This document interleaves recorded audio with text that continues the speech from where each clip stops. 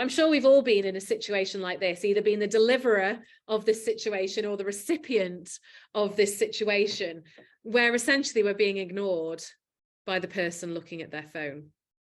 It's actually got a phrase, it's called fubbing, with a PH, fubbing. And I'm sure we've all been fubbed. And I'm sure if we admitted it, we've all fubbed other people. Sounds rude, that, doesn't it? It's definitely not a rude word. Snubbing people in favour of your phone, fubbing. And, you know, I mean, God, my husband doesn't half get a bad rap in some of these, but he definitely does it to me every single night. I actually had a little go at him the other night because we were putting on an episode of The White Lotus. And essentially I had it on just paused, waiting for him to stop scrolling on his phone. And in the end, I just had to say to him, whenever you're ready. And he was like, oh, why are you waiting for me? I'm like, well, I'm not watching it while you're on your phone. So, you know, we're all definitely either guilty of it or have been the victim of fubbing. And again, you know, when you think about what you want to achieve this year in terms of contentment, embrace, and all of those lovely words you said at the start, a lot of that involves interacting with others and being with others and getting more out of our relationships with others. I love that, Nicola. I get in trouble for this almost every night. Yeah, it's a really tricky one because it's become so much the norm. I remember a few years ago that like the things like the Valentine's card, I get my husband would say, you're my favorite person to sit on the sofa looking at our phones next to each other, or, you know, things like that. And it becomes a bit of a running joke, but actually it's pretty sad, isn't it? Whether it's our partner, our spouse, or whether it's our kid. I came across this image and it just spoke 1,000,000% to me of like, this is just such a typical family life now. You know, my house is no different. My girls got tablets for Christmas, and, you know, because of the world I'm in now and digital wellbeing, it's very heavily restricted, which annoys them no end. And they get, you know, a time limit, and once that time's up, it's tough. And, you know, they automatically turn off at set times as well.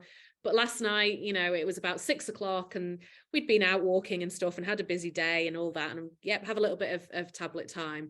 I turned them off at 6 o'clock and I said, right, everyone, family time now. And we sat around the kitchen table. We had a few games of Uno, a few games of different, you know, things before they went to bed, which is so much more fulfilling for me and for them. I think they don't realize it at first. And I like that Joe, is exactly what you hear, especially when I go 5 minutes, girls, and the tablets are going off, and then I turn them off from my phone.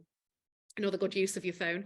And it's definitely a mom. And then I'll say like, come on, well, let's have a game of Uno. Let's have a game of whatever, you know, Christmas presents you've got and stuff like that. And at first they're like, I don't want to go on my tablet. But as soon as they get into it, you see that they're more fulfilled. They get more fulfillment out of putting devices away.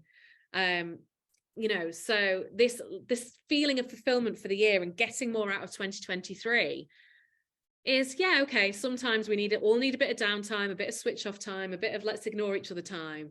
But when that becomes too much, we're really breaking down the level of fulfillment we can get from the people around us, the people we love. And as Fiona says, you know, saw a family of 6 a couple of years back on holiday, come to a bar, order drinks, all of them went on their phones. It's such a common sight now, isn't it? Or let's go out for a lovely family meal, and then all the kids are sat there on tablets just to keep them quiet, rather than actually talking to the children and sparking conversation. So yeah, Joe, I love that. Yeah, I need someone to be that person who turns it off. Be the person who turns it off. Yeah, and you know, I know some people who have set it up actually so that they've got a password protected thing on their phone, so it turns it off a certain time, but they don't know the password. Someone else knows their password, so it stops them going on their phones.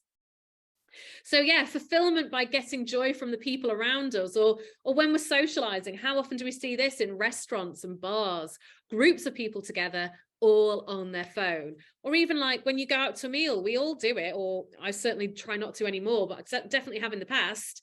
You sit down for your meal, the first thing you do is get your phone out of your bag or your coat pocket and you put it on the table. Why have we become a society where our phones have to be next to us all the time? It is a full-on habit and addiction, isn't it? You know, okay, yes, there are the odd times where it's like, actually, I need to make sure because there might be this emergency situation I'm waiting on. But the majority of the time, we're not going to need that phone being in such close proximity to us. You know, we can check in now and again if we need to check in with babysitters or whatever it might be. We can take a quick look at our phone, but then put it away. Because actually I read something not long ago where it said that, you know, just having your phone on the table when you're out with friends implies to them subconsciously that that your phone is more important to them than spending time with them.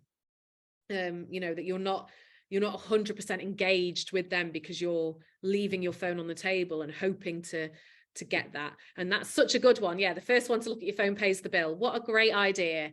No phones on the table. If you look at your phone, you're paying the bill. I like that. So yeah, we really have become a society where it's just become the norm. So what I really wanted to get out of today for you was to drive you towards, okay, we can release time to achieve that success. We can improve our sleep, which is going to help us get more out of 2023 as well.